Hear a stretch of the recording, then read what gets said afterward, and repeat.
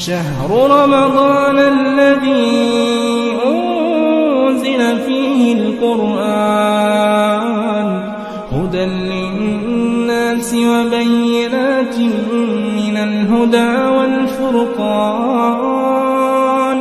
فمن شهد منكم الشهر فليصمه ومن كان مريضا أو على سفر فعدة من أيام أخر يريد الله بكم اليسر ولا يريد بكم العسر ولتكملوا العدة ولتكبروا الله على ما هداكم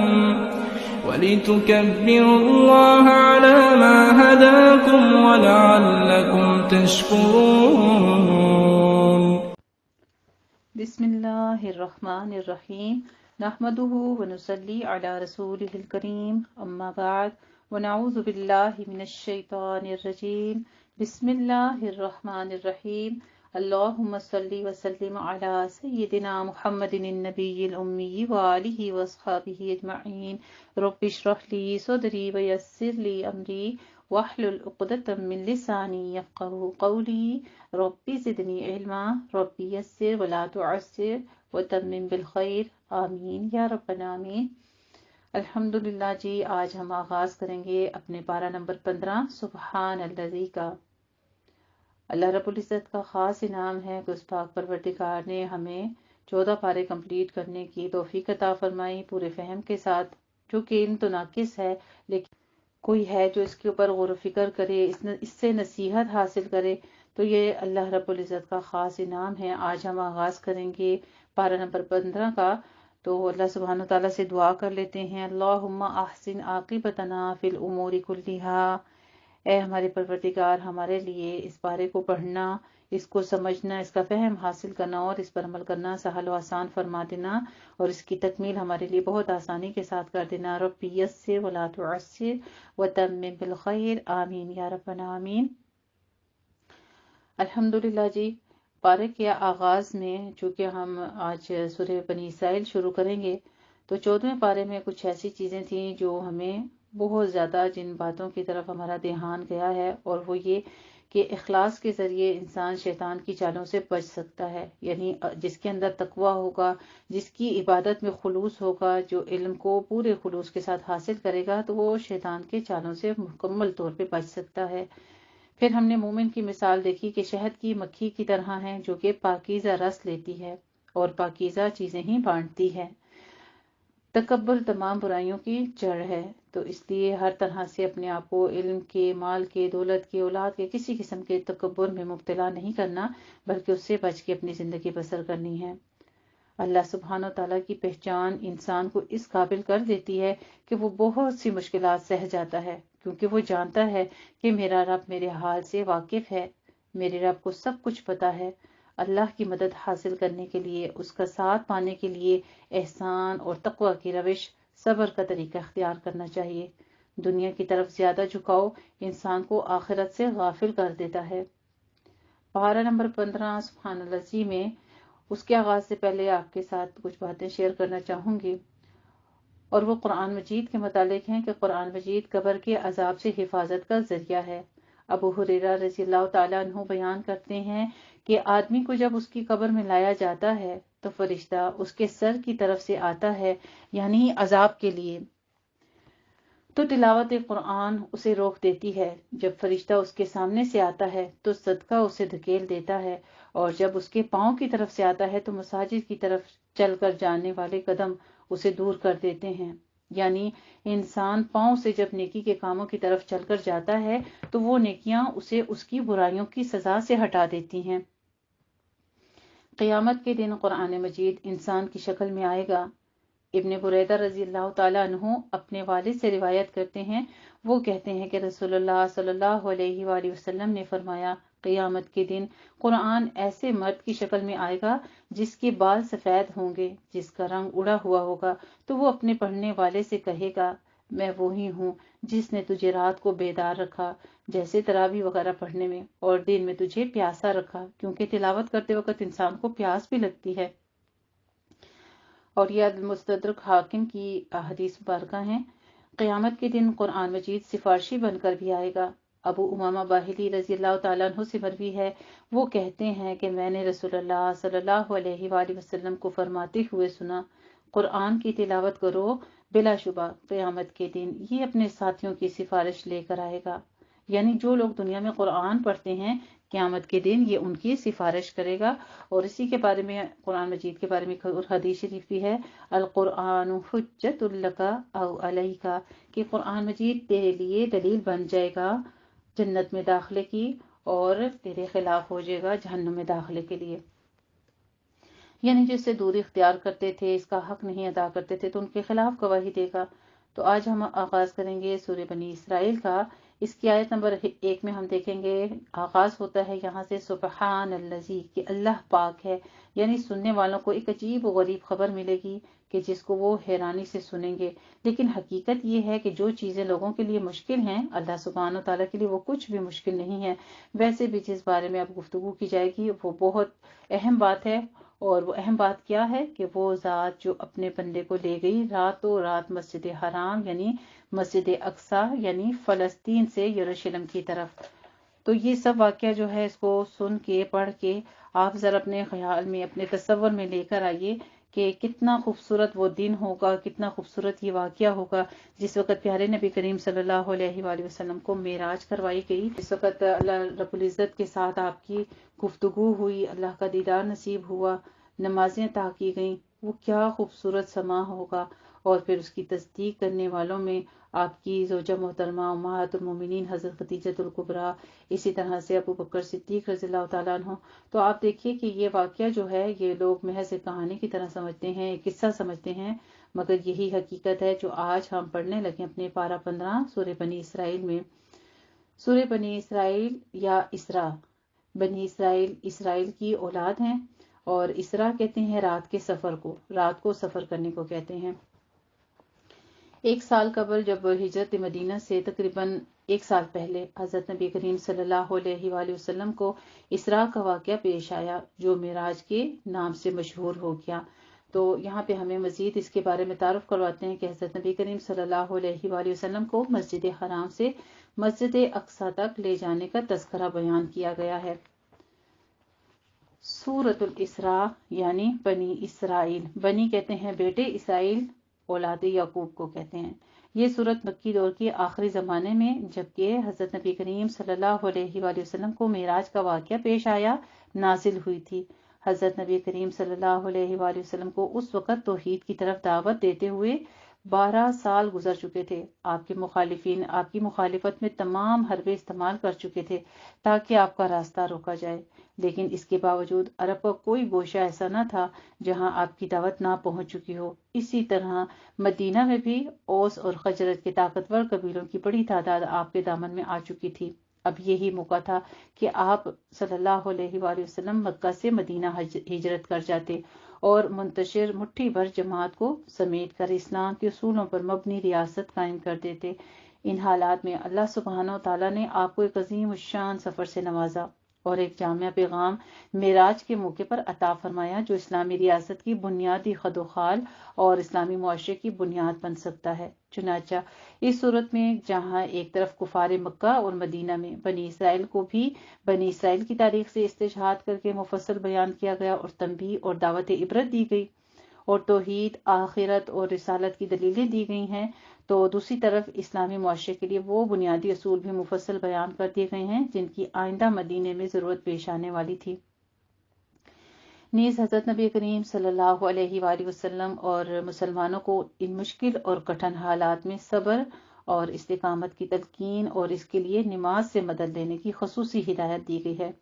تو اس صورت میں واقع معراج کے ذکر کی وجہ سے اس کا نام الاسراء بھی ہے، اور بنی اسرائیل کے تذکرے کی وجہ سے اس کا نام بنی اسرائیل بھی ہے، یعنی اس صورت کے یہ دونوں نام بہت مشہور ہیں۔ اس کے رکوع نمبر 1 میں ہم پڑھیں گے دعوت حق کے لیے واقع معراج اور تاریخ بنی اسرائیل سے استشہاد۔ اس رکوع کی پہلی آیت میں واقع معراج کا ذکر ہے۔ اس آیت سے اللہ سبحانہ وتعالیٰ کی عظمت اور اس کی قدرت کا اظہار ہوتا ہے۔ آیت میں معراج کا اصل مقصد بیان یہ کیا گیا ہے، تاکہ ہم اپنے بندے کو اپنی نشانیاں دکھائیں، یعنی علم الیقین سے ایک درجہ آگے بڑھ کر عین الیقین کے درجے پر پہنچا دیا جائے۔ علم الیقین کیا ہوتا ہے؟ کہ آپ کو کسی چیز کے بارے میں بتایا جائے کہ یہ کام اس طرح ہے، اور عین الیقین کیا؟ کہ وہ واقعتاً آپ کے سامنے، جیسے مثال کے طور پہ آپ کو کوئی کہتا ہے کہ یہاں پر سانپ ہے، یہاں پر سانپ ہے، کوئی چیز ہے جس سے آپ خوفزدہ ہو جاتے ہیں، آپ ڈر جاتے ہیں، اور اچانک وہ سامنے آ جاتا ہے۔ تو یہ تھا کہ جو پہلے آپ کو علم الیقین تھا، کچھ کسی بات کے بارے میں آپ نے جانا اور اچانک وہ چیز سامنے آ گئی، تو پھر وہ ہو گیا عین الیقین۔ تو اللہ رب العزت کے ساتھ جس وقت روبرو ہوئے، وہ عین الیقین کے درجے پر پہنچا دیا گیا آپ کو، تاکہ آئندہ آنے والے قیامت تک جتنی بھی پوری انسانیت ہے اس کو معراج کمال تک پہنچانے میں مدد مل سکے۔ معراج کا یہ مرحلہ آپ صلی اللہ علیہ وآلہ وسلم کی زندگی کا ویسا ہی مرحلہ تھا جیسے حضرت موسیٰ علیہ السلام کو کوہ طور پر اعتکاف میں پیش آیا، اور جو ایک اسلامی معاشرے کے قیام کا پیش خیمہ تھا۔ یعنی دونوں جگہ اللہ سبحانہ وتعالیٰ نے اسلامی معاشرے کے قیام اور حیا کے لیے بنیادی احکامات خود براہ راست دیے۔ چنانچہ آیت نمبر 2 میں فرمایا کہ ہم سے اس سے پہلے موسیٰ کو بھی کتاب دے چکے ہیں جس کی بنیادی باتیں وہی تھیں جو قرآن میں ہیں۔ تو حضرت موسیٰ علیہ السلام کو تورات دی گئی تھی، اور تورات میں جو احکام تھے وہی زیادہ تر قرآن مجید میں پائے جاتے ہیں، الحمدللہ۔ پھر اس کے بعد جو بنی اسرائیل کے لیے سراسر ہدایت تھی، اس کتاب میں بھی یہی بات لکھی ہوئی ہے۔ ان میں جو لوگ ہیں ان کی اولاد جو نوح علیہ السلام کے ساتھ کشتی میں سوار ہوئے تھے، تو ان کے بارے میں کہتے ہیں تمہارا رب اور کارساز اللہ کے سوا کوئی نہیں ہے۔ پھر ہم رکوع نمبر 2 پڑھیں گے انشاءاللہ تعالیٰ، اس میں ہم جانیں گے ہر فرد کے لیے اس کی پسندیدہ راہ ہے، اس کے اعمال کے نتائج کا انحصار نیت پر ہے۔ آیت نمبر 11 میں فرمایا کہ انسان کی طبیعت میں جلد بازی ہے، وہ ہر اس چیز کو طلب کرنے کی خواہش کرتا ہے یا اس کے پیچھے دوڑتا ہے جو اسے جلد مل جائے۔ بس اسی صفت کی وجہ سے انسان اس دنیا میں اپنی خواہشات نفس کے پیچھے دوڑتے چلے جاتے ہیں، اور اس اجرت کے انجام اور نتیجے کا احساس تک ان کو نہیں ہوتا۔ یعنی قرآن کو تو آخرت کی بھلائیوں کی طرف دعوت دینا کام ہے، اور انسان کا یہ حال ہے کہ وہ دنیا کی بھلائی ہوئی چیزوں کے پیچھے بھاگتا رہتا ہے اور قرآن کی تعلیمات کو پس پشت کر دیتا ہے۔ انشاءاللہ اس میں مزید ہم تعلیمات پڑھیں گے اسی حوالے سے۔ پھر ہم پڑھیں گے رکوع نمبر 3 میں معراج کا پیغام اور انسانی تمدن اور اخلاقی تعمیر کا منشور۔ یہاں سے انسانی تمدن کی بہت اہم خصوصیات اور آداب زندگی کا منشور ہو رہا ہے۔ ایسی پرحکمت باتیں بیان کی جا رہی ہیں جو عین انسانی فطرت کے بالکل مطابق ہیں اور جن کو عقل سلیم بھی تسلیم کرتی ہے۔ نمبر 1 تو یہ کہ اللہ کے سوا کسی کی بندگی نہ کرو، صرف وہی اکیلا اور واحد لا شریک ہے۔ اس اقرار کے بعد انسان کو پوری زندگی میں امن میسر آئے گا اور اطمینان اور یکسوئی حاصل ہوگی۔ اور دوسری بات یہ بیان کی گئی ہے کہ اللہ کے حق کے بعد دوسرا سب سے بڑا حق والدین کا ہے، تو ان کے ساتھ نیکی اور سلوک جو ہے بہت اچھے طریقے سے، چاہے وہ بوڑھے ہیں جوان ہیں، ان کے ساتھ چاہے وہ محتاج ہیں، لیکن شفقت اور نرمی کا برتاؤ، یعنی اس کے آداب بیان کیے گئے ہیں۔ تیسری بات جو یہ ہے اس میں کہ اپنی ناگزیر ضرورتیں اعتدال اور کفایت کے ساتھ پوری کرنے کے بعد اپنے مال میں سے والدین کی خدمت کے بعد اپنے رشتہ داروں، محتاجوں، مسافروں اور ان کی مالی مشکلات میں بھی مدد کرو۔ یعنی پھر حقوق اللہ کے بعد حقوق العباد کا تذکرہ ہے یہاں پہ۔ رکوع نمبر 4 میں ہم پڑھیں گے انشاءاللہ تعالی منشور انسانیت کی مزید دفعات۔ گزشتہ رکوع میں مسلسل منشور انسانیت کی جامع ہدایات اور احکام بیان ہو رہے ہیں۔ اب یہاں پہ اپنی اولاد کو افلاس کے ڈر سے قتل نہ کرو، یعنی نسلی انسانی کے خوف سے اگر رزق یا کسی اور وجہ سے اپنے بچوں کو مار دیتا ہے، جیسے آج کل یہ ابورشن وغیرہ کروا دیتے ہیں یا اس طرح، تو یہ چیزیں جائز نہیں ہیں۔ کچھ وہ سارے احکام یعنی جتنے بھی اس شریعت کے اور زندگی کے معاشرتی آداب ہیں وہ سکھائے گئے ہیں۔ پھر آگے بتایا زنا ایک مرد اور عورت کے تعلق کی غیر فطری اور حیوانی صورت ہے۔ یہ ایک ایسا فعل ہے جو ایک معاشرے کو ایک ایسے راستے پر لے جاتا ہے جس پر چل کر وہ معاشرہ رفتہ رفتہ تباہ و برباد ہو جاتا ہے۔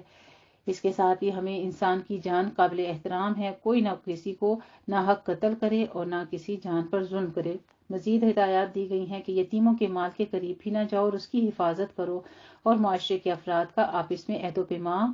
ہو یا ایک دوسری قوم ہو، ہر حالت میں ایمانداری اور ضابط اخلاق کے ساتھ اس کی پاسداری ضروری ہے۔ پھر اس میں ہی ہمیں بتایا جائے گا ناپ تول اور پیمانوں کے اوزان کو، نظام کو ٹھیک رکھو، اور مزید ہمیں زمین پر متکبر و جبار بن کر مت چلو، یہ احکام بھی دیے گئے ہیں کہ تم اکڑ کر مت چلو، زمین پھاڑ کر، تکبر کے ساتھ، غرور کے ساتھ، بلکہ اعتدال کے ساتھ، توازن کے ساتھ قائم رہو، تاکہ انسانیت پر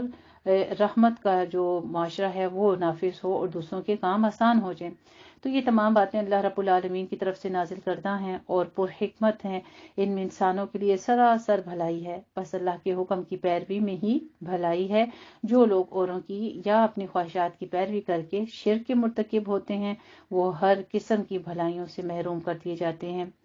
پھر ہم رکوع نمبر 5 پڑھیں گے انشاءاللہ تعالی، جس میں ہم جانیں گے منکرین آخرت کے بعض اعتراضات اور ان کے جوابات کے بارے میں۔ تو اس رکوع میں اللہ سبحانہ وتعالی کی عظمت بیان کی گئی ہے اور مشرکین کی بعض نامعقول باتوں کے جواب بھی دیے گئے ہیں۔ سب سے پہلے قرآن مجید کے بارے میں، اس کی بلاغت، اس کی حکمت پر مبنی باتوں کا تذکرہ ہے۔ فرمایا ہم اس میں اپنی باتیں لوگوں کو سمجھانے کے لیے مختلف انداز اور مختلف پیرائے میں بدل کر بیان کر دیتے ہیں، لیکن کج فہم اور ہٹ دھڑم لوگوں کا یہ حال ہوتا ہے کہ وہ ان میں نفرت ہی بھرتی ہے۔ اس رکوع کے ساتھ ہی پھر ہمارا آگے آغاز ہو جائے گا رکوع نمبر 6 کا، دعوت حق کا سلیقہ اور مشرکین کے بعض اعتراضات کے جوابات دیے گئے ہیں۔ اس رکوع کے آغاز میں دعوت حق کو مؤثر انداز میں پیش کرنے کا سلیقہ سمجھایا جا رہا ہے۔ مسلمانوں کو حکم دیا جا رہا ہے کہ کسی سے بھی بات کرنا ہو تو پسندیدہ طریقے سے اختیار کرو اور ایسی بات نہ کہو جس سے باہم فتنہ اور فساد ہو جائے، یعنی اس میں بھی معاشرتی نکھار کے کچھ انداز بیان کیے گئے ہیں۔ آیت نمبر 55 میں مشرکین کے اس اعتراض کا جواب بھی دیا گیا ہے جو وہ حضرت نبی کریم صلی اللہ علیہ وآلہ وسلم کی ذات کے حوالے سے کرتے تھے۔ وہ کہتے تھے کہ یہ کیسا پیغمبر ہے جو عام انسانوں کی طرح رہتا سہتا ہے، یعنی وہ نفی کرتے تھے، ان باتوں کی تصدیق کی گئی ہے۔ آخری آیت میں فرمایا کہ اسراء یعنی معراج کے واقعے کو اور اس درخت کو جس کا ذکر قرآن مجید میں آیا ہے، یعنی جہنم میں تھوہر کا درخت جو وہاں مجرموں کی غذا ہوگا، ہم نے مکذبین کے لیے باعث آزمائش بنایا ہے۔ منکرین نے ان دونوں باتوں کا مذاق اڑایا تھا۔ جیسا کہ روایات میں آتا ہے کہ حضرت نبی کریم صلی اللہ علیہ وآلہ وسلم جب معراج کا واقعہ بیان کیا انہوں نے، تو کفار کہنے لگے یہ جنون کی انتہا ہے، اور جہنم کے احوال بیان ہوئے تو کہنے لگے جہنم میں بھی عجیب جگہ ہوگی، آگ کے شعلوں میں درخت پیدا ہوں گے۔ فرمایا یہ بات ان کے لیے آزمائش بن گئی، حالانکہ ہم ان باتوں کے ذریعے ان کو ڈراتے ہیں اور ہم ان کو پوری طرح گھیرے ہوئے ہیں، یعنی وہ ہماری پکڑ سے باہر نہیں رہیں گے۔ بہت عقل و بصیرت والی باتیں ہیں، بہت غور و فکر کرنے والی باتیں ہیں، بہت غور سے سننے والی باتیں ہیں۔ تو اللہ سبحانہ تعالیٰ اسی میں سوال کریں گے کہ کیا وہ اس بات پر غور نہیں کرتے کہ اتنے سال گزرنے کے باوجود اپنے آپ پر قابو نہیں پا سکے اور آپ صلی اللہ علیہ وسلم کی دعوت پھیلتی ہی چلی جا رہی ہے، تو کیا ایسے کسی کے ساتھ زبردستی کسی کے دل کو تقویت دینے والی طاقت کے بغیر کوئی تنہا کسی شخص کو کچھ کر سکتا ہے؟ تو یہ بھی اللہ رب العزت نے خاص آپ صلی اللہ علیہ وآلہ وسلم کا معجزہ بیان کیا۔ رکوع نمبر 7 میں ہم پڑھیں گے انشاءاللہ تعالیٰ قصہ آدم اور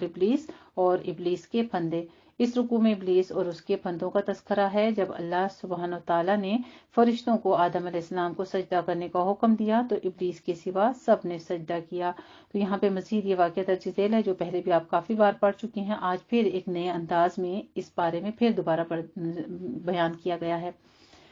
پھر ہم پڑھیں گے رکوع نمبر 8، اس میں پڑھیں گے ہم قیامت کے روز جزائے عمل کے مناظر اور پیغمبروں کے معاملے میں سنت اللہ کیا ہے۔ اس رکوع میں ارشاد ہو رہا ہے کہ قیامت کے روز ہم ہر انسان کو اپنے سامنے حاضر کریں گے اور ہر ایک کا نام اعمال اس کے ہاتھ میں دیا جائے گا۔ جس کو یہ دائیں ہاتھ میں ملے گا وہی خوش نصیب ہوگا، وہ خوشی سے اسے پڑھے گا اور اپنے نام اعمال کا انعام پائے گا۔ اسی دن کسی پر ذرہ برابر ظلم و زیادتی نہیں ہوگی اور مزید جو ہے شیطانی رشتوں اور راستوں پر چلنے والوں کا بھی انجام جو ہے وہ بتایا جائے گا۔ آگے آیت نمبر 73-74 میں حضرت نبی کریم صلی اللہ علیہ وآلہ وسلم سے خطاب کرتے ہوئے فرمایا اگر وحی الہی کی روشنی نہ ہوتی تو غلط راہوں کی تاریکیاں ایسی تھیں کہ یہ ممکن تھا کہ کسی بات استقامت سے تم اپنی راہ پر قائم نہ رہ سکتے۔ یعنی جب انسان اللہ پر توکل نہیں رکھتا اور اس کا اللہ کے ساتھ ربط مضبوط نہیں ہوتا تو پھر انسان دین کی راہ پر چلنے سے متنفر ہو جاتا ہے، جلدی تھک جاتا ہے، وہ گھبرا کر اور چھوڑ دیتا ہے، علم کو سیکھنا چھوڑ دیتا ہے کہ جب سے میں نے علم سیکھنا شروع کیا میں تو مشکلوں میں پڑ گئی ہوں۔ لیکن جس کا رابطہ اللہ کے ساتھ ہو جاتا ہے وہ جان لیتا ہے کہ اللہ نے مجھے چن لیا ہے اور میری راہوں میں کوئی نہ کوئی آزمائش آئے گی اور اس کے بدلے میرا رب مجھے درجے بلند کرے گا اور میں اس رب کو پا لوں گا انشاءاللہ تعالی۔ تو یہاں پر اس قسم کے تمام ہدایات دی گئی ہیں۔ پھر رکوع نمبر 9 میں ہم پڑھیں گے انشاءاللہ تعالی حق و باطل کے مارکے میں داعیے حق کے لیے لائے عمل اور مقام محمود کی بشارت۔ سبحان اللہ۔ اس رکوع میں حضرت نبی کریم صلی اللہ علیہ وآلہ وسلم اور قرآن کے بارے میں خصوصی باتیں بیان ہوئی ہیں، نیز حق و باطل کے مارکہ میں جن باتوں کی ایک مومن کو ضرورت ہوتی ہے اس کی طرف متوجہ کروایا گیا ہے۔ آگے ہم پڑھیں گے پھر اس میں مقام محمود سے مراد ایسا درجہ ہے جو ستائش اور مدح کے لحاظ سے تمام خلائق میں بلند ترین ہوگا۔ تو حضرت نبی کریم صلی اللہ علیہ وآلہ وسلم سے فرمایا جا رہا ہے کہ کچھ بعید نہیں ہے کہ تمہارا پروردگار تمہیں اس بلند ترین مقام پر پہنچا دے جو عالمگیر اور دائمی ستائش کا مقام ہوگا۔ یہ آیت بھی نازل ہوئی، اسی میں انشاءاللہ تعالی ہمارے پاس ذکر آئے گا، اور آخر میں انسان کی مختلف حالتوں کا تذکرہ کرتے ہوئے فرمایا کہ جب ہم انسان پر اپنا انعام یعنی فراخی نعمت کرتے ہیں تو وہ خواہشات کی بنا پر ہم سے منہ پھیر لیتا ہے، یعنی جب نعمتیں مل جاتی ہیں تو پھر انسان نعمتوں میں غرق ہو جاتا ہے نا، اور انسان اللہ سے پہلو تہی کر دیتا ہے، اور جب اسے کچھ دکھ پہنچتا ہے تو یکدم مایوسی کا شکار ہو جاتا ہے، یعنی خوشحالی میں غفلت اختیار کرنے یا بدحالی کی سبب وہ مایوس ہونے کی وجہ سے اللہ سے دور ہو جاتا ہے۔ تو ہمیں بہت صبر و استقامت کے ساتھ چلنے کی، اور مالی حالات اچھے ہوں برے ہوں ان آزمائشوں کا ذکر ہے یہاں پہ۔ پھر ہم رکوع نمبر 10 میں پڑھیں گے غیر ضروری فرمائشوں اور سوالات سے اجتناب کرنا چاہیے۔ روایات میں آتا ہے کہ قریش مکہ نے یہودیوں کے ساتھ مل کر یہ سوال کیا کہ روح کیا چیز ہے؟ قرآن میں مختلف مقامات پر روح کا لفظ آیا ہے، اور اس سے مراد کہیں وحی ہے اور کہیں فرشتہ یعنی جبرائیل علیہ السلام جو وحی لے کر آتے تھے، اور کہیں یہ جان کے معنی میں آیا ہے۔ یہاں اس سے مراد جسم یعنی انسان کی روح یا جان ہے، کیونکہ سوال و جواب کی نوعیت سے اسی کی حقیقت ظاہر ہوتی ہے۔ سوال یہ کیا گیا تھا کہ روح کیا چیز ہے، اس کی حقیقت کیا ہے، اس کی نوعیت کیا ہے؟ جواب میں فرمایا من امر ربی وما اوتیتم من العلم الا قلیلا۔ انسان جو کچھ اس حقیقت کا ادراک کر سکتا ہے وہ یہ ہے کہ اللہ کا حکم کام کر رہا ہے، اس سے زیادہ انسان کی رسائی سے باہر ہے۔ بس یعنی صرف اتنی حقیقت جاننے کی کاوش کیوں کی جائے کہ انسان کا دائرہ علم بہت محدود ہے، اور انسان کی ظاہری حواس اور ادراک ایک خاص حد سے آگے نہیں بڑھ سکتی۔ جو کچھ رب نے بتایا بس وہ اتنا ہی کہ روح کیا ہے، یہ اللہ کا ایک حکم ہے جو ہمارے ایک مٹی کے پتلے کے اندر چل رہا ہے۔ تو اس قسم کے سوالات جو تھے وہ انہوں نے کیے تھے، اس کے جوابات میں یہ آیات مبارکہ نازل ہوئی ہیں۔ پھر یہاں پہ کیونکہ ہر درمی اور ضد کی وجہ سے اللہ کے قانون کی روح سے ایسے لوگوں کے لیے راہ ہدایت بند ہو جاتی ہے، یہی حالت اس رکوع کی آخری آیات مبارکہ میں بھی بیان کی گئی ہے۔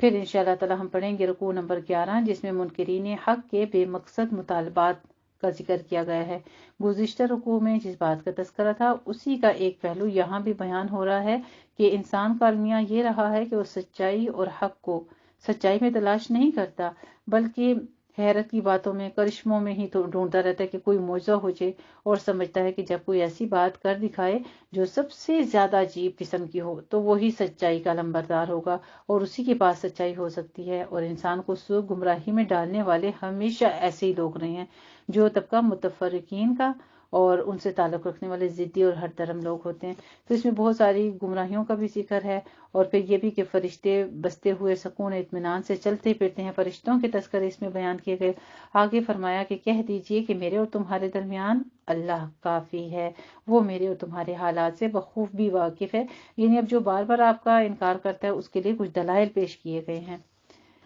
آگے ہم پڑھیں گے رکوع نمبر 12 انشاءاللہ تعالی، اس میں فرعون کا انجام اور دعوت حق قبول کرنے والوں کے اوصاف بیان کیے گئے ہیں۔ یہ سورت بنی اسرائیل کا آخری رکوع ہے۔ ابتدا میں جس طرح بنی اسرائیل کے واقعات کو منکرین کے سامنے، جن میں کفار مکہ اور خود بنی اسرائیل بھی تھے تو جو مدینے میں بستے تھے، عبرت کے لیے پیش کیا گیا، اسی طرح اس رکوع میں بھی بنی اسرائیل اور فرعون کے واقعے سے استشہاد کیا جا رہا ہے اور فرعون کے انجام کو عبرت پذیری کے لیے پیش کیا گیا ہے۔ پھر اس میں آخر پر ہمارے پاس بیان کیا گیا کہ تمام حمد و ثنا اور ستائش صرف اسی اللہ کے لیے ہے جو نہ تو اولاد رکھتا ہے، یعنی اللہ سبحانہ وتعالیٰ کی وحدانیت جو ہے وہ بیان کی گئی کہ نہ وہ تمام کائنات جتنی بھی ہے وہ اس کی فرما روائی کرتی ہے، کوئی بھی اس کا شریک نہیں ہے، اور نہ وہ عاجز و ناتواں ہے کہ اس کی درماندگی کی وجہ سے اس کا کوئی بھی مددگار ہوتا، جو تمام کمزوریوں سے پاک، تمام مخلوقات سے بے نیاز ہے۔ اس کی بڑائی اس کو بڑا جان کر کرو، اس کی بڑائی کے لیے ہر وقت رتب لسان رہو، اس کی کبریائی کا اظہار ہوتا رہے۔ آگے ہم پڑھیں گے انشاءاللہ تعالی، الحمدللہ جی یہاں پہ سورت ہماری بنی اسرائیل تکمیل ہوگی، اور آگے ہم پڑھیں گے، آغاز کریں گے اپنی سورہ کہف کا۔ یہ بھی مکی صورت ہے، اس کے مضامین تقریباً سب جو ہیں مکی صورتوں سے ملتے ہیں، اور یہ مکی زندگی کی آخری جو دور تھا اس کی صورتوں میں سے ہے، یعنی جو آخری دورانیہ تھا ان اوقات میں یہ سورت جو تھی یہ نازل ہوئی۔ یہودیوں نے کچھ باتیں مکہ کے مشرکین کو سمجھائیں کہ وہ حضرت نبی کریم صلی اللہ علیہ وآلہ وسلم سے سوال کر کے ان کے بارے میں پوچھیں، تاکہ یہ بات کھل جائے کہ یہ نبی جو ہے یہ ان کے پاس واقعی کوئی غیبی ذریعہ ہے، کوئی علم ہے یا نہیں۔ چنانچہ انہوں نے بطور امتحان حضرت نبی کریم صلی اللہ علیہ وآلہ وسلم سے سوالات کیے، روح کیا ہے، قصہ خضر کی حقیقت کیا ہے، اور اصحاب کاف کون تھے، وہ کون شخص تھا جس نے دنیا کے ایک سرے سے دوسرے سرے تک سیر کی، یعنی ذوالقرنین کے بارے میں پوچھا۔ روح کے بارے میں جواب سورہ بنی اسرائیل میں ذکر ہو چکا ہے، باقی باتوں کے جوابات میں اس صورت میں دیے جائیں گے۔ یہ تمام جوابات جو قصوں کی صورت میں دیے گئے ہیں اس وقت مسلمان اور کفار کے درمیان کشمکش کی صورتحال پر چسپاں کر دیے گئے۔ اس طرح نہ صرف سوالات کا جواب بھی مل گیا بلکہ اس میں مسلمانوں کے لیے حوصلے اور کفار کے لیے عبرت کا سامان پیدا ہو گیا۔ اس صورت کے مضامین کا خلاصہ یہ ہے کہ اللہ تعالیٰ جس نے اس پوری کائنات کو تخلیق کیا، سب باتوں پر وہ قادر ہے، وہ جس طرح چاہتا ہے کہ کر گزرتا ہے، اس کو انسان کی طاقت پر قیاس مت کرو۔ رکوع نمبر 1 میں ہم پڑھیں گے قرآن مجید کے نزول کا مقصد اور قصہ اصحاب کہف۔ تو اس رکوع کے آغاز میں اللہ سبحانہ تعالیٰ نے قرآن کو سیدھی بات کہا ہے، جس میں کسی قسم کا کوئی ٹیڑھا پن نہیں ہے جو ہمیں سمجھ نہ آ سکے، اور یہی سچی بات کی دلیل ہے کہ اللہ سبحانہ تعالیٰ نے اسے تبشیر بھی بنا دیا اور تنذیر بھی بنا دیا۔ پھر اس کے ساتھ ہی ہمیں بتایا گیا کہ حضرت نبی کریم صلی اللہ علیہ وآلہ وسلم کا قلب مبارک لوگوں کی غفلت اور محرومی کے غم سے بڑا ہی دلگیر ہو رہا تھا، تو آپ کی جوش اور دعوت اور اصلاح کا یہ حال تھا کہ کسی طرح ہدایت گونج بنا کر لوگوں کو پلا دیجیے۔ آپ صلی اللہ علیہ وسلم کی تبلیغ کے کچھ مراحل جو ہیں وہ بیان کیے گئے ہیں۔ پھر ہم رکوع نمبر 2 میں پڑھیں گے انشاءاللہ تعالی جی، آیت نمبر 9 میں انشاءاللہ تعالی اصحاب کہف کا قصہ آئے گا، پھر جو کہ چند نوجوان تھے جو اللہ کی رحمت پر بھروسہ کرتے ہوئے اپنے گھروں سے نکل چکے تھے، جو کہ کفر و شرک میں مبتلا تھے ان کے اہل و عیال، تو ان سے وہ نکل کر ایک غار میں رکے کچھ عرصہ کے لیے، اور کئی سال تک اس میں پوشیدہ رہے۔ آبادی سے ان کا کوئی علاقہ نہ رہا، زندگی کی کوئی صدا ان کے کانوں تک نہ پہنچی۔ وہیں پر اللہ سبحانہ تعالیٰ نے اس غار میں ان کو سلا دیا تھا۔ پھر وہ دوبارہ اٹھائے گئے، اور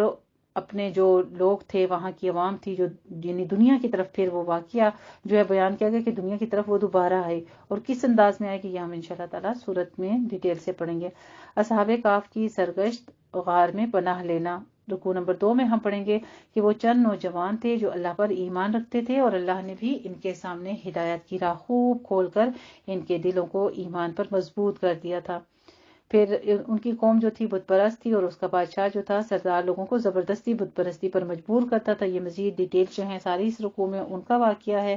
اور پھر غار میں کیا ہوا ان کے ساتھ یہ سب کچھ ہم سورت میں پڑھیں گے انشاءاللہ تعالی۔ رکوع نمبر 3 میں ہم پڑھیں گے غار میں طویل عرصے کا قیام، تذکیر اور عبرت کا ذریعہ۔ اس رکوع میں اصحاب کہف کے قیام، غار اور نیند سے بیدار ہونے کی تفصیل بیان ہو رہی ہے۔ جب وہ غار میں اللہ کے حکم سے سو گئے تھے تو دیکھنے والوں کو یوں محسوس ہوتا تھا کہ وہ جاگ رہے ہیں، حالانکہ وہ سو رہے ہیں۔ یہ اللہ کی حکمت بالغہ تھی کہ وہ کروٹیں بدلتے، اور ان کا کتا بھی۔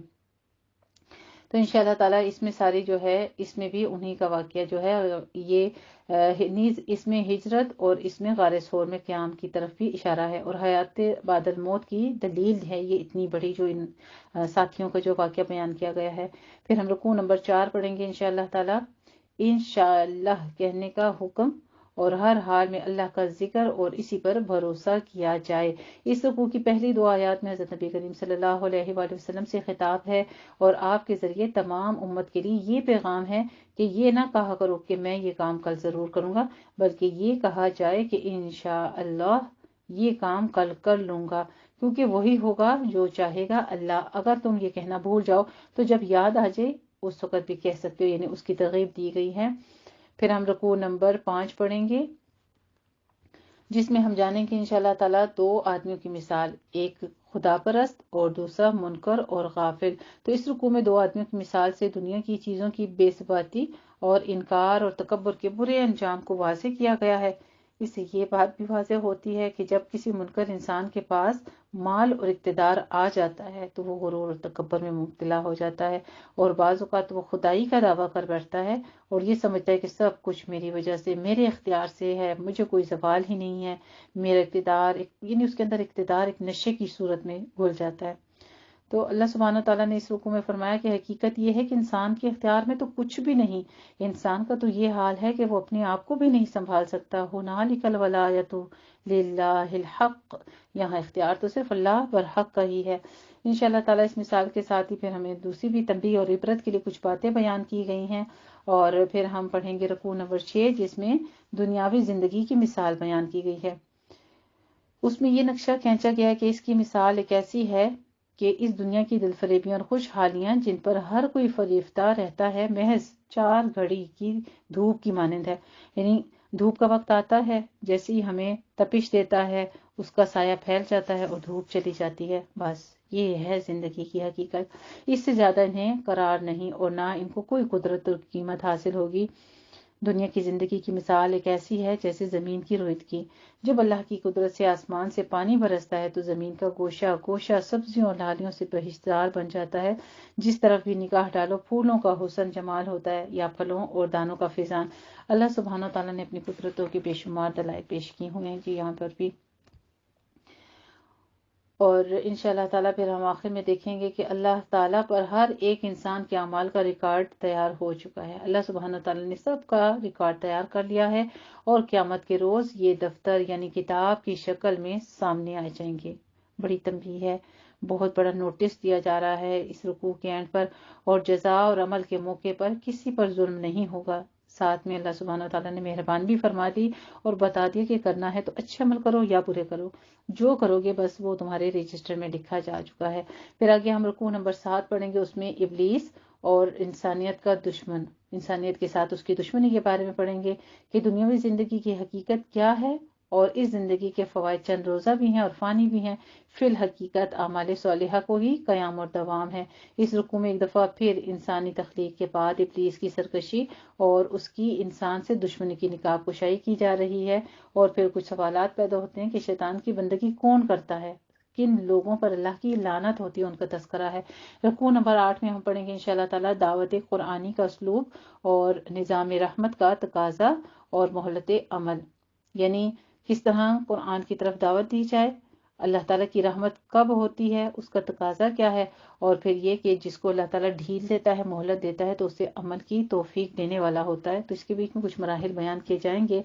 اس رکوع میں حکمت پر مبنی استدلال کیا گیا ہے کہ قرآن مجید اپنی بات سمجھانے کے لیے ایک ہی بات کو مختلف اسلوب کے ساتھ مختلف مواقع مختلف شکلوں میں بار بار دہراتا ہے، جا بجا آیتوں مثالوں اور موعظت کو تعریف سے تعبیر کرتا ہے۔ سورہ بنی اسرائیل کی آیت نمبر 41 میں بھی اس اسلوب کا ذکر ہے تاکہ لوگوں کے لیے تذکیر اور موعظت کا ذریعہ بن جائے۔ تو یہاں پر بھی ہم یہی دیکھیں گے کہ آخر میں اللہ سبحانہ تعالیٰ اس رکوع میں فرماتے ہیں ظلم و شرک کی انتہا اور ان کی تباہ کاریاں، ان کو کیسے کہ ان بستیوں کو تباہ کیا گیا، ان کے انجام بتائے جائیں گے۔ پھر رکوع نمبر 9 میں ہم پڑھیں گے انشاءاللہ تعالیٰ قصہ حضرت موسیٰ علیہ السلام اور خضر میں حقیقت احوال کی پردہ کشائی۔ اس رکوع سے اس سوال کا بھی جواب دیا جا رہا ہے جو مشرکین مکہ نے یہودیوں کے ایمان پر حضرت نبی کریم صلی اللہ علیہ وآلہ وسلم سے موسیٰ اور خضر کے علیہ السلام کے متعلق پوچھا تھا۔ اس قصے میں اہم حقیقت کی پردہ کشائی کی جا رہی ہے، اور یہی وہ قصہ موسیٰ علیہ السلام اور خضر علیہ السلام کی حقیقت ہے جس کے بارے میں اس وقت کفار اور مسلمان دونوں کو بتانا مقصود بھی تھا۔ وہ یہ کہ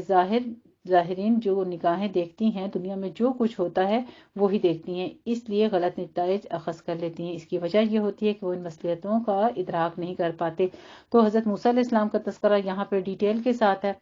یہی وجہ ہے کہ جو تورات کو ماننے والے ہیں وہ بھی قرآن مجید کا فہم حاصل کرتے ہیں اور اس کے اوپر بھی یقین رکھتے ہیں کہ یہ بالکل وہی آیات ہیں، وہی تذکرہ ہے، وہی باتیں ہیں جو کہ حضرت موسیٰ علیہ السلام کو اللہ سبحانہ وتعالیٰ نے بذریعہ وحی مطلع کیا۔ تو یہاں پہ ان کا تذکرہ مزید ڈیٹیل کے ساتھ آئے گا۔ پھر خضر علیہ السلام کا واقعہ آئے گا سارا، اور موسیٰ علیہ السلام کا جو آزمائش تھی یا ان کا امتحان تھا، یا کہہ سکتے ہیں کہ ان کی ایک ٹریننگ کا جو ذریعہ اللہ سبحانہ تعالیٰ نے ان کو خضر علیہ السلام کے پاس بھیجا، ان کی شاگردی میں بھیجا ایک نبی ہونے کے باوجود۔ تو اب یہ بھی ہم تصور کر سکتے ہیں، ہمیں یہ بھی بتایا جاتا ہے بعض کتب میں کہ خضر علیہ السلام کون تھے،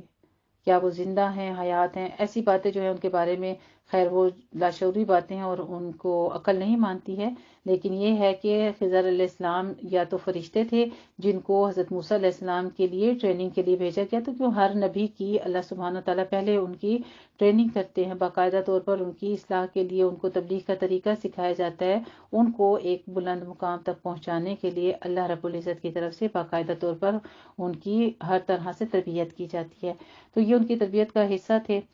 اگر کہتے ہیں کہ ہر ذی علم کے اوپر ایک علم والا بھی ہوتا ہے، اگر یہ کوئی اہل علم میں سے تھے لیکن یہ نبی نہیں تھے، یہ ہمیں اس بات میں بتایا گیا ہے۔ اور پھر ساتھ میں یہ بھی کہا کہ حضرت خضر علیہ السلام کے ساتھ ساتھ چلتے ہوئے حضرت موسیٰ علیہ السلام نے کس طرح سے کیا کچھ برداشت کیا اور کس طرح ان کا سفر رہا۔ آخر میں یہ واقعہ انشاءاللہ تعالی ہم پارے میں اور سورت کی ڈیٹیل میں انشاءاللہ تعالی آیات مبارکہ میں بہت واضح درج ہے۔ تو آئیے اپنے پارے کا آغاز کرتے ہیں، اس کی تفسیر یہاں پہ مکمل ہوتی ہے۔ خلاصہ اس کا جو تھا، الحمدللہ رب العالمین۔ سورہ بنی اسرائیل، سورہ کہف اور سورہ بنی اسرائیل دونوں مل کر ایک حسین اور جمیل جوڑا بناتی ہیں۔ قرآن عظیم کے وسط میں یہ دو صورتیں حکمت قرآن کے دو عظیم خزانے ہیں۔ ان دونوں کے درمیان کئی حوالوں سے مشابہت بھی پائی جاتی ہے۔ سورہ بنی اسرائیل کا آغاز بھی اللہ کی تسبیح کے ساتھ ہوتا ہے اور سورہ کہف کا بھی اللہ کی تحمید کے ساتھ ہوتا ہے، الحمدللہ اور سبحان الذی۔ دیکھیے دونوں میں مشابہت ہے، اور ان دونوں کلمات کا باہمی تعلق اس حدیث سے واضح ہوتا ہے جس میں حضرت نبی کریم صلی اللہ علیہ وآلہ وسلم نے فرمایا، التسبیح نصف المیزان والحمدللہ یملوہ۔ تسبیح نصف میزان ہے اور الحمدللہ اسے بھر دیتا ہے۔ یہ سنن ترمذی کی اور مسند احمد کی حدیث مبارکہ تھی۔ سورہ بنی اسرائیل کی پہلی آیت میں مذکور ہے کہ اللہ بندے کو لے گیا، یہاں سے آغاز ہوگا ہماری سورت کا، جبکہ سورہ کہف کی پہلی آیت میں فرمایا کہ اللہ نے اپنے بندے پر کتاب اتاری۔ گویا دونوں مقامات کی باہم متلازم نسبت ہیں۔ دونوں صورتوں کی ابتدائی آیات میں نبی کریم صلی اللہ علیہ وآلہ وسلم کے لیے رسول کی بجائے عبد کا لفظ استعمال ہوا ہے۔ سورہ بنی اسرائیل کی آخری دو آیات کا آغاز لفظ قل سے ہوتا ہے، اور اسی طرح سورہ کہف کی آخری دو آیات کا لفظ بھی قل ہی ہے۔ نیز ان دونوں مقامات کی دو آیات کے مضامین بھی باہم متلازم نسبت رکھتے ہیں۔ اس کے علاوہ ان میں مشابہت یہ ہے کہ یہ دونوں صورتیں ریل کے ڈبوں کی طرح آپس میں جڑی ہوئی ہیں، یعنی انٹرلاکڈ جس طرح ہوتے ہیں نا، اس طرح ہیں۔ وہ اس طرح کہ سورہ بنی اسرائیل کی آخری آیت ایک جو ہے وہ حکم پر ختم ہو رہی ہے، وَقُلِ الْحَمْدُ لِلَّهِ الَّذِي، اور کہیے کہ کل حمد اور کل تعریف اس اللہ کے لیے ہے، جبکہ سورہ کہف کی پہلی آیت کے مضمون سے یوں لگتا ہے جیسے یہ اس حکم کی تعمیل میں نازل ہوئی، الحمد للہ الذی، یعنی مضمون اور موضوع کے اعتبار سے سورہ بنی اسرائیل کا پہلا رکوع بہت اہم اور عظیم ہے۔ اس رکوع میں بنی اسرائیل کی تاریخ کے ان 4 ادوار کا تذکرہ ہے جو حضرت نبی کریم صلی اللہ علیہ وآلہ وسلم کی بعثت تک گزر چکے تھے۔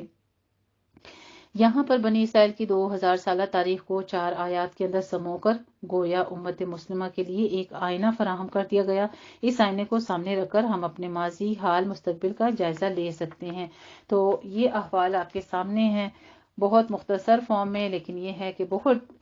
ڈیپتھ والی باتیں تھی، بہت ڈیپ باتیں ہیں جو میں نے آپ کے ساتھ شیئر کی ہیں۔ اللہ سبحانہ تعالیٰ مکمل طور پر اس کا فہم عطا فرمائے۔ اب آغاز کرتے ہیں اپنے مختصر ترجمے کے ساتھ سورہ بنی اسرائیل کا۔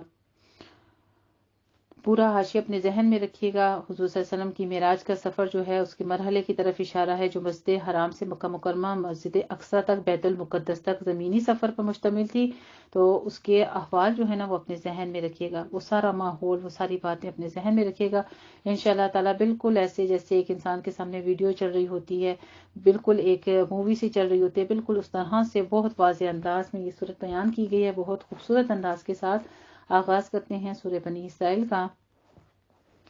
سورۃ بنی اسرائیل یہ مکی صورت ہے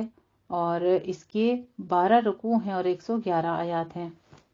اعوذ باللہ من الشیطان الرجیم، بسم اللہ الرحمن الرحیم، سبحان الذي أسرى بعبده ليلا من المسجد الحرام إلى المسجد الأقصى الذي باركنا حوله لنريه من آياتنا إنه هو السميع البصير وآتينا موسى الكتاب وجعلناه هدى لبني إسرائيل ألا تتخذوا من دوني وكيلا ذرية من حملنا مع نوح إنه كان عبدا شكورا وقضينا إلى بني إسرائيل في الكتاب لتفسدن في الأرض مرتين ولتعلن علوا كبيرا۔ الحمدللہ۔ اللہ سبحانہ تعالیٰ کی پناہ میں آتی ہوں شیطان مردود کی شرارتوں سے بچنے کے لیے۔ اللہ کے نام کی برکات کے ساتھ میں شروع کرتی ہوں، جو بڑا مہربان، جو نہایت رحم فرمانے والا ہے۔ پاک ہے وہ ذات جو لے گئی راتوں رات اپنے بندے کو مسجد حرام سے مسجد اقصیٰ دور کی مسجد میں، جس کے ماحول کو ہم نے بابرکت بنایا تاکہ ہم دکھائیں اس بندے نبی کریم صلی اللہ علیہ وآلہ وسلم کو اپنی نشانیاں۔ وجہ بھی ساتھ بتا رہے ہیں، اور کیا وضاحت چاہیے ہمیں، کیوں ہوئی تھی معراج، کیوں ہوئی تھی، تاکہ ہم اپنی نشانیاں بتائیں۔ یقیناً وہی ہے سب کچھ سننے والا، دیکھنے والا۔ سبحان اللہ۔ اللہ سبحانہ تعالیٰ کے خوبصورت نام و صفات السمیع البصیر بیان کیے گئے ہیں۔ تو یعنی اللہ سنتا بھی ہے اور اللہ دیکھتا بھی ہے۔ اب اللہ کا دیکھنا ہماری طرح دیکھنا نہیں ہے، وہ کس طرح کا ہے اس کی ہماری نگاہیں، ہمارا تصور، شعور جو ہے وہ وہاں تک نہیں پہنچ سکتا۔ بس ہمارے لیے اتنا ہے کہ اللہ سنتا بھی ہے اور اللہ دیکھنے والا بھی، جاننے والا بھی ہے۔ وَآتَيْنَا مُوسَى الْكِتَابَ، اور ہم نے موسیٰ علیہ السلام کو کتاب یعنی تورات دی۔ تو تورات کہتے ہیں تختی کو، تو یہ بہت سارے صحیفے تھے جس کو تختیاں کہتے ہیں، تورات دی گئی تھی۔ اور ہم نے اسے ہدایت بنایا بنی اسرائیل کے لیے کہ تم مت بناؤ میرے سوا کسی کو کارساز۔ اے لوگو جن کی اولاد نے سوال کرایا تھا نوح علیہ السلام کے ساتھ، یقیناً وہ ہمارا بہت ہی شکر گزار بندہ تھا۔ حضرت نوح علیہ السلام کی تعریف بیان ہو رہی ہے، ان کی صفت بیان ہو رہی ہے کہ وہ عبداً شکورا تھے۔ وَقَضَيْنَا إِلَىٰ بَنِي إِسْرَائِيلَ، اور ہم نے متنبہ کر دیا تھا بنی اسرائیل کو کتاب میں کہ تم زمین میں 2 مرتبہ فساد مچاؤ گے اور بہت بری سرکشی کرو گے۔ پھر جب ان دونوں میں سے پہلے وعدے کا وقت آ گیا تو ہم نے تم پر مسلط کر دی اپنے سخت جنگجو بندے، تو وہ تمہاری آبادیوں میں گھس گئے، اور یوں ہمارا جو وعدہ تھا وہ پورا ہو کر رہا۔ پھر ہم نے تمہاری باری لوٹائی ان پر، اور ہم نے مدد کی تمہاری مال و دولت کے اور بیٹوں کے ذریعے سے، اور بنا دیا تمہیں کثیر تعداد والی قوم۔ اگر تم نے کوئی بھلائی کی تو خود اپنے ہی لیے کی ہے، وَإِنْ أَسَأْتُمْ فَلَهَا، اور اگر تم کوئی برائی کمائی تم نے تو وہ بھی تم اپنے لیے ہی کماؤ گے۔ فَإِذَا جَاءَ وَعْدُ الْآخِرَةِ، پھر جب دوسرے وعدے کا وقت آیا تاکہ وہ تمہارے چہرے بگاڑ دے اور وہ داخل ہو جائیں مسجد میں جیسے کہ داخل ہوئے تھے پہلی مرتبہ، اور تباہ و برباد کر کے رکھ دیں ہر اس شے کو جس کے اوپر ابھی انہیں قبضہ حاصل ہو جائے، ہو سکتا ہے کہ اب تمہارا رب تم پر رحم کرے، اور اگر تم نے ہی یہی روش اختیار کر لی تو ہم بھی وہی کچھ کریں گے، اور ہم نے جہنم کو کافروں کے لیے قید خانہ بنا رکھا ہے۔ ان ھذا القرآن یہدی للتی، اللہ سبحانہ تعالیٰ فرماتے ہیں کہ ہو سکتا ہے کہ اب تمہارے رب تم پر رحم کرے اور تم اس کی روش اختیار کرو، تو یہ قرآن جو ہے یہ کیا ہے؟ یقیناً یہ تمہاری رہنمائی کرتا ہے اس راہ کی طرف جو سب سے سیدھی ہے، اور بشارت دیتا ہے ان اہل ایمان کو جو نیک عمل بھی کریں گے ان کے لیے بہت بڑا اجر ہے، اور یہ کہ جو لوگ ایمان نہیں رکھتے آخرت پر ان کے لیے ہم نے تیار کر رکھا ہے ایک دردناک عذاب۔ اور انسان شر مانگتا ہے اپنے نزدیک بھلائی مانگتے ہوئے، اور انسان بہت جلد باز ہے۔ اللہ سبحانہ وتعالیٰ انسان کو کیا کہہ رہے ہیں؟ کان الانسان عجولا، بہت عجلت پسند ہے، ہر بات میں جلدی کرتا ہے۔ اور ہم نے بنایا رات کو اور دن کو دو نشانیاں، تو تاریک کر دیا ہم نے رات کی نشانی کو، اس روشن بنا دیا اس کو ہم نے دن کی نشانی کو، تاکہ تم تلاش کرو اپنے رب کا فضل۔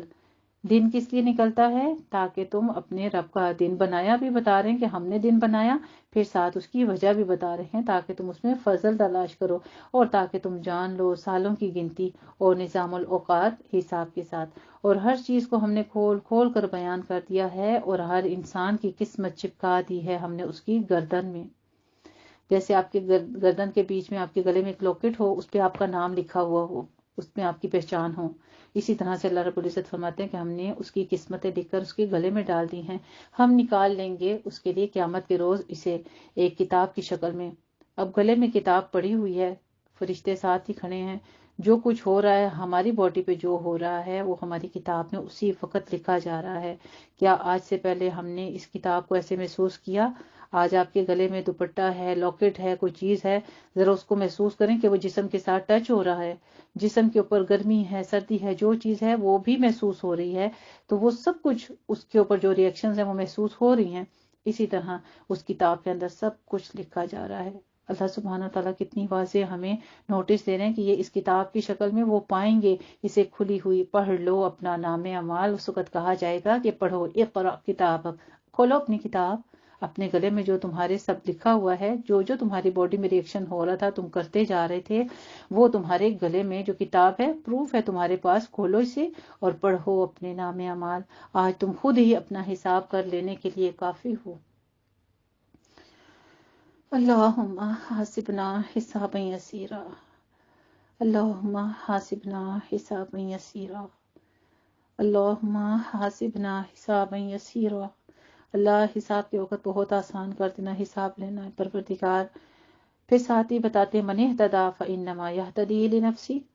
کیونکہ آگے بتایا نا کہ عمل کون سا کرو، جس کسی نے ہدایت کی راہ اختیار کی تو اس نے اپنے ہی بھلے کے لیے ہدایت کی راہ اختیار کی، اور جو کوئی گمراہ ہوا تو وہ اس کی گمراہی کا وبال بھی اسی پر ہوگا، اور کوئی جان کسی دوسری جان کا بوجھ اٹھانے والی نہیں بنے گی، اور ہم عذاب دینے والے نہیں ہیں جب تک کہ کسی رسول کو نہ بھیج دیں۔ اور جب ہم ارادہ کرتے ہیں کہ تباہ کر دیں کسی بستی کو تو ہم اس کے خوشحال لوگوں کو حکم دیتے ہیں اور وہ اس میں خوب نافرمانیاں کرتے ہیں، بس ثابت ہو چکی ہے بات، عذاب کی بات، پھر ہم نے اس کو بالکل نیست و نابود کر دیتے ہیں۔ تو اور کتنی ہی قوم کو ہم نے ہلاک کیا نوح علیہ السلام کے بعد،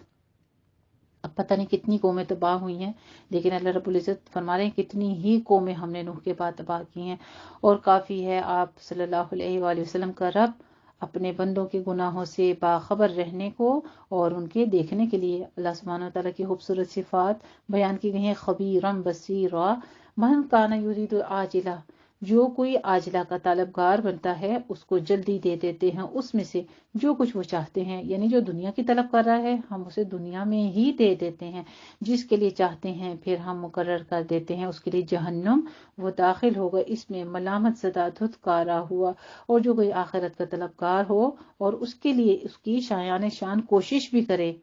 اور وہ مومن بھی ہو، تو یہی لوگ ہیں جن کی کوشش کی قدر کی جائے گی، قدر افزائی کی جائے گی۔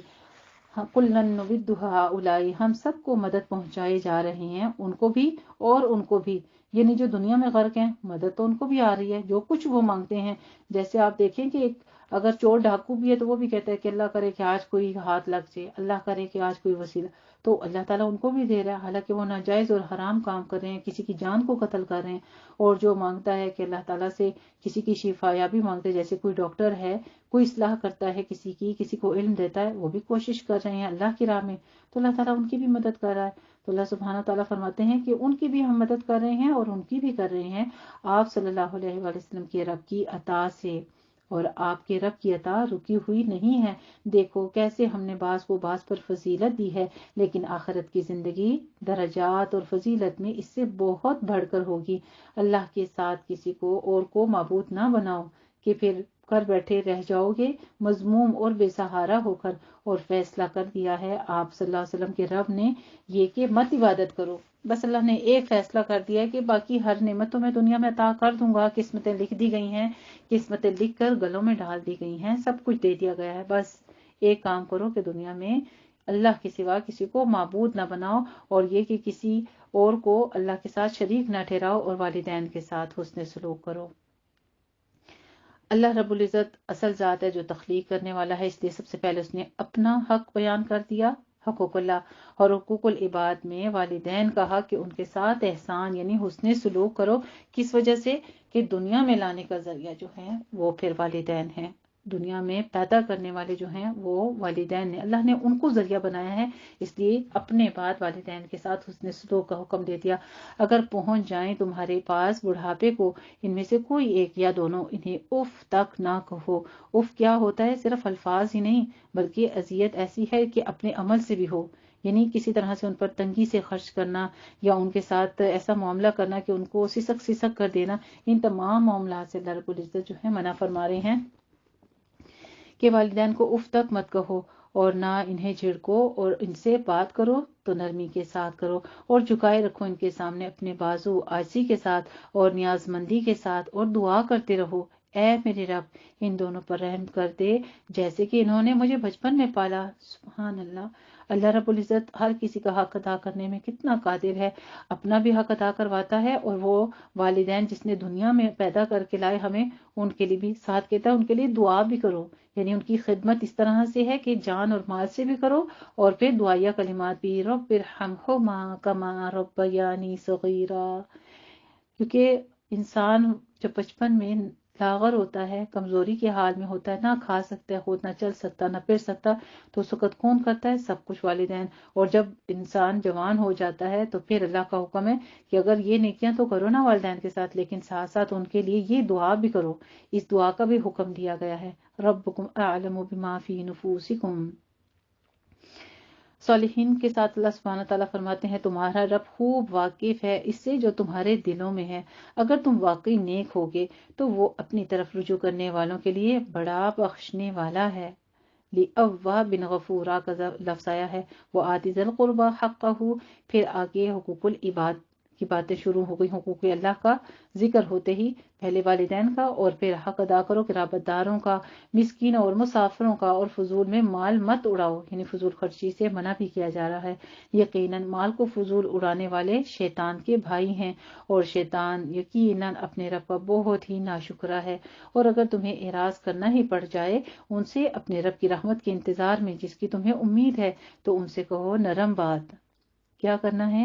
نرمی سے بات کرنی ہے۔ اعراض کا مطلب یہ ہے کہ اگر آپ کے مالی حالات ایسے نہیں ہیں کہ آپ اپنے والدین یا قرابت داروں سے آپ کچھ صلہ رحمی کر سکتے ہیں، ان کی ہیلپ کر سکتے ہیں، تو پھر کیا کہو؟ نرم بات، یعنی ان کے ساتھ جھڑکو نہیں، ان کے ساتھ بدتمیزی سے پیش نہیں آنا، نہ اس طریقے سے بات کرو کہ ان کو برا لگے، بلکہ ان کے ساتھ بھلی اور نرم بات، اس لہجے میں بات کرو کہ اچھی لگے، آسان طریقے سے کرو، اور نہ باندھ لو اپنے ہاتھ کو اپنی گردن کے ساتھ، یعنی کنجوسی اور بخل نہ کرو، اور نہ اسے بالکل ہی کھلا چھوڑ دو، یعنی کہ فضول خرچی نہ کرو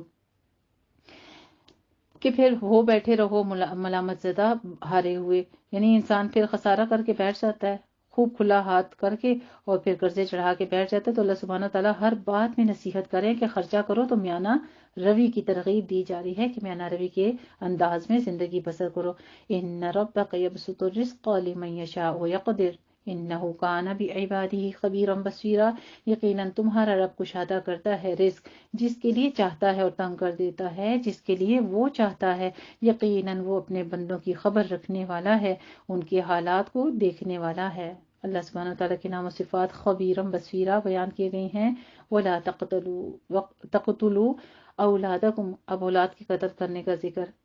تو انسان کیوں اولاد کو قتل کرتا ہے؟ آج کل تو خیر ویسے معاشرے میں ایک بات ہی بن چکی ہے، ایک ٹرینڈ چل پڑا ہے، جہاں پتہ کر لیتے ہیں الٹرا ساؤنڈ وغیرہ میں کہ بیٹی ہے بیٹا ہے، جو چیز نہیں لینی بس اس کو ڈی این سی کروا دی، ان کو ابارٹ کروا دیا۔ اللہ رب العزت معاف فرمائے، قرآن مجید میں کتنے واضح الفاظ میں حکم ہے کہ قتل مت کرو اولاد کو، خشیۃ املاق، بھوک اور افلاس کے ڈر سے، ہم ان کو بھی رزق دیں گے اور تمہیں بھی رزق دیں گے، یقیناً ان کو قتل کرنا بہت بڑی خطا ہے، جرم ہے۔ وَلَا تَقْرَبُوا الزِّنَا، اب اولاد کو قتل کرنے کا ایک طرف بیان ہو گیا اور ساتھ ہی روکا گیا زنا سے، کیونکہ کتنی ہی میجورٹی ایسی خواتین ہیں جو کہ زنا کا والدین بن جاتے ہیں، یعنی کہ وہ بغیر شادی کے زنا کی زندگی کی وجہ سے حمل ٹھہر جاتے ہیں اور پھر وہ ان کو جا کے تو ابارٹ کروا دیتی ہیں، استغفر اللہ العظیم۔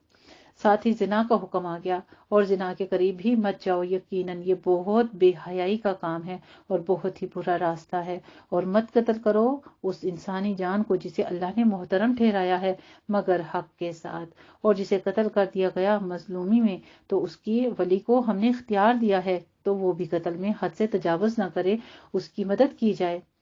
یعنی یہاں پہ اب صلح کے لیے بھی، اصلاح کے لیے بھی، کہ کوئی اگر غلطی سے کسی نے کسی کو قتل کر دیا ہے تو اس کے لیے اصلاح کے دروازے بھی کھولے گئے ہیں تاکہ معاشرتی نظام جو ہے وہ پرسکون رہے، اور جسے قتل کر دیا گیا ہے مظلومی میں تو اس کے ولی کو ہم نے اختیار دیا ہے تو وہ بھی قتل کرے، حد سے تجاوز نہ کرے، اس کی مدد کی جائے، اور مت قریب جاؤ یتیم کے مال کے۔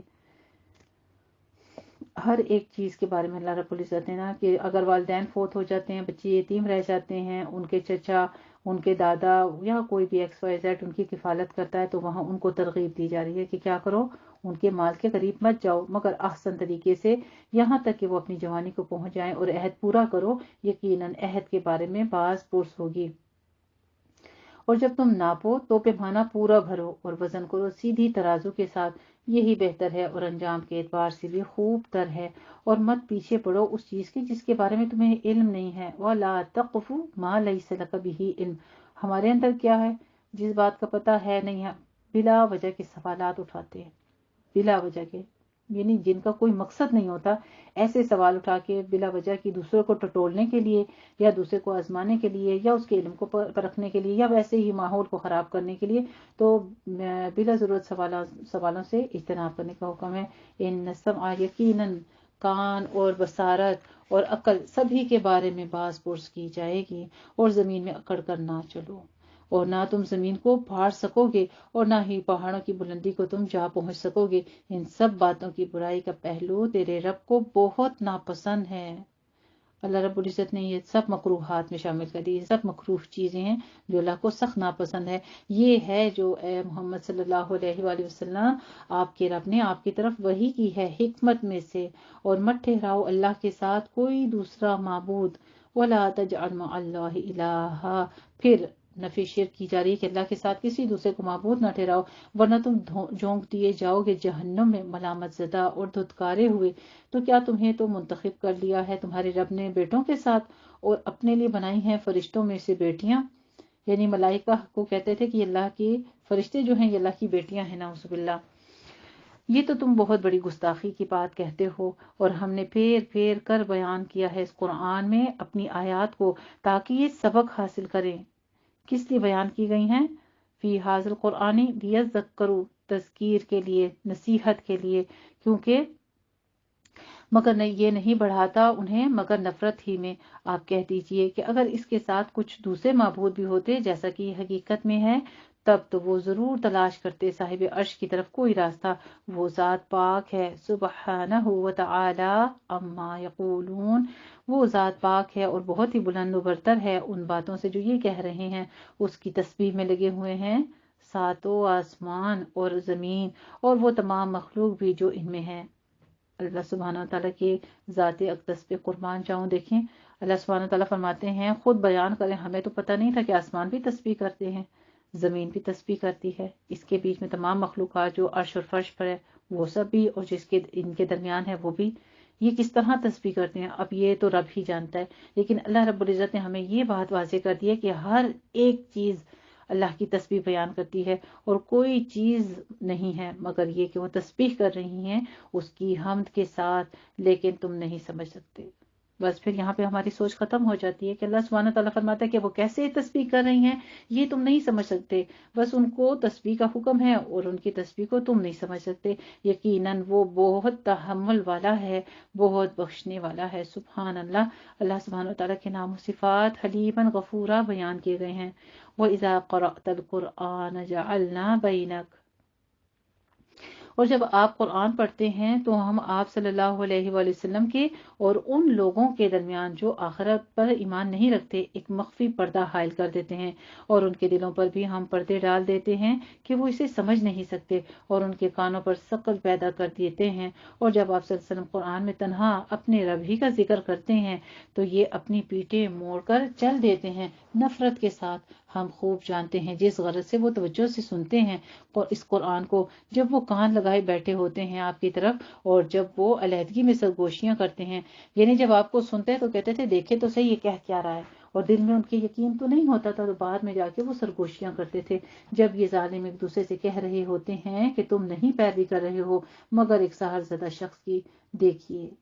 کیسے بیان کرتے ہیں یہ لوگ آپ کی مثالیں، چنانچہ وہ بھٹک گئی ہیں اور اب راہی آپ سے نہیں ہو سکتے۔ اور وہ کہتے ہیں کہ کیا جب ہم ہو جائیں گے ہڈیاں اور چورا چورا تو کیا ہم اٹھائے جائیں گے دوبارہ ایک نئی تخلیق میں؟ ان سے کہہ دیجئے کہ خواہ تم پتھر بن جاؤ یا لوہا، یا ایسی مخلوق بن جاؤ جو تمہارے دلوں میں سے ان سے بھی سخت ہو، پھر کہیں گے کہ کون ہمیں دوبارہ لوٹائے گا؟ آپ صلی اللہ علیہ وسلم کہیے کہ وہی ہے جس نے پہلی مرتبہ تمہیں پیدا کیا تھا۔ پھر وہ آپ صلی اللہ علیہ وسلم کے سامنے اپنے سروں کو مٹکائیں گے اور کہیں گے کہ یہ کب ہوگا؟ آپ صلی اللہ علیہ وآلہ وسلم کہیے، کہو تو ہو سکتا ہے اس وقت قریب ہی ہو جس دن تو وہ تمہیں پکارے گا تو تم اس کو پکار پر لبیک کہو گے اس کی حمد کرتے ہوئے، اور تم گمان کرو گے کہ تم نہیں رہے مگر ایک تھوڑا ہی عرصہ۔ استغفر اللہ العظیم۔ الحمدللہ جی، یہاں پہ سورہ بنی اسرائیل آیت نمبر 49 پر ہمارا پہلا رکوع تکمیل ہوتا ہے، لیکن میں نے یہ رکوع مکمل کروا دیا ہے آیت نمبر 52 پر۔ الحمدللہ جی، پہلا رکوع پارہ نمبر 15 سورہ بنی اسرائیل ہمارا تکمیل ہوا۔ الحمدللہ، جزاکم اللہ احسن الجزاء۔